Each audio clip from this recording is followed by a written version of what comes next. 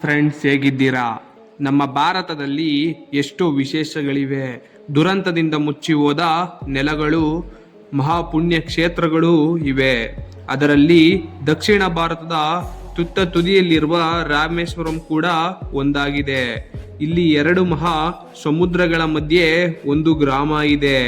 ಈ ಗ್ರಾಮದ ಬಗ್ಗೆ ಜನಕ್ಕೆ ಗೊತ್ತಿರೋದಿಲ್ಲ. ಆದರೆ ಇದು ಒಂದು ಕಾಲದಲ್ಲಿ ಮಾತ್ರ ಗ್ರಾಮ. ಈಗ ಇಲ್ಲಿ ಒಂದು ನಿರ್ಮಾನುಷ್ಯ ಗ್ರಾಮ. ಈ ಗ್ರಾಮದ ಬಗ್ಗೆ ಕೇಳಿದ್ರೆ ಖಂಡಿತ ನೀವು ಆಶ್ಚರ್ಯ ಪಡುತ್ತೀರಾ. ಬನ್ನಿ ಅದರ ಬಗ್ಗೆ ತಿಳಿದುಕೊಳ್ಳೋಣ.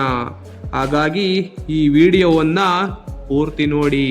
ತಮಿಳುನಾಡಿನ ರಾಮೇಶ್ವರಂನಿಂದ 19 ಕಿಲೋಮೀಟರ್ ದೂರದಲ್ಲಿರುವ ಭಾರತದ ತುತ್ತ ತುದಿಯಲ್ಲಿರುವ ಧನುಷ್ಕೋಡಿ.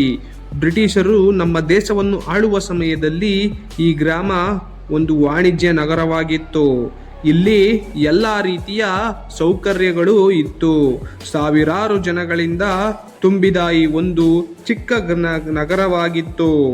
ಒಂದು ಕಡೆ ಹಿಂದೂ ಮಹಾಸಾಗರ, ಇನ್ನೊಂದು ಕಡೆ ಬೇ ಆಫ್ ಬೆಂಗಾಲ್ನ ಸಮೀಪದಲ್ಲಿರುವ ಧನುಷ್ಕೋಡಿ ಒಂದು ಗ್ರಾಮದಲ್ಲಿ ವ್ಯಾಪಾರಿಗಳಿಗೆ, ಪ್ರವಾಸಿಗಳಿಗೆ ಅತ್ಯಂತ ಮುಖ್ಯ ಸಮುದ್ರ ತೀರವಾಗಿತ್ತು. ಈ ಧನುಷ್ಕೋಡಿ ನಗರ ಶ್ರೀಲಂಕಾಗೆ ಕೇವಲ 31 ಕಿಲೋಮೀಟರ್ ಅಷ್ಟೇ ಇದೆ. ಇವೆಲ್ಲ ಒಂದು ಕಾಲದಲ್ಲಿ ನಡೆದ ಚರಿತ್ರೆ. ಈಗ ಈ ಚರಿತ್ರೆ ನೆಲಸಮವಾಗಿ ಹೋಗಿದೆ. 1964ರಲ್ಲಿ ಒಂದು ದೊಡ್ಡ ಚಂಡಮಾರುತದಿಂದ 171 ಕಿಲೋಮೀಟರ್ ವೇಗದಲ್ಲಿ ಬಂದ ಒಂದು ಭಾರಿ ಬಿರುಗಾಳಿ 23 ಅಡಿ ಎತ್ತರವಿರುವ ಭಾರಿ ದೊಡ್ಡ ಸಮುದ್ರದ ಅಲೆಗಳಿಂದ ಪೂರ್ತಿ ಧನುಷ್ಕೋಡಿ ಮಾಯವಾಗಿ ಹೋಗುತ್ತೆ. ಈ ಗ್ರಾಮ ಸಮುದ್ರ ತೀರದಲ್ಲಿ ಇರೋದ್ರಿಂದ ಇದರ ಪ್ರಭಾವ ಇನ್ನೂ ಭೀಕರವಾಗಿ ಇತ್ತು. ಈ ಪ್ರಕೃತಿ ವಿಕೋಪದಿಂದ 1800 ಜನ ತಮ್ಮ ಪ್ರಾಣವನ್ನ ಕಳೆದುಕೊಳ್ತಾರೆ. ಆ ಚಂಡಮಾರುತದ ಹೊಡೆತಕ್ಕೆ ಆ ಗ್ರಾಮದಲ್ಲಿ ಇದ್ದ ಎಲ್ಲ ಮನೆಗಳು ನೆಲಸಮವಾಗಿ ಹೋಗ್ತವೆ. ಇದು ಒಂದು ಮೀನುಗಾರರ ಗ್ರಾಮವಾಗಿದೆ.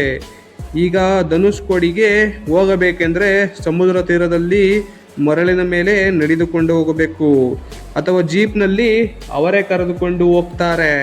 ಆಗಿನ church, police station, railway station ಗೋಡೆಗಳೆಲ್ಲ ಅಲ್ಲಿ ನಾವು ಕಾಣಬಹುದು.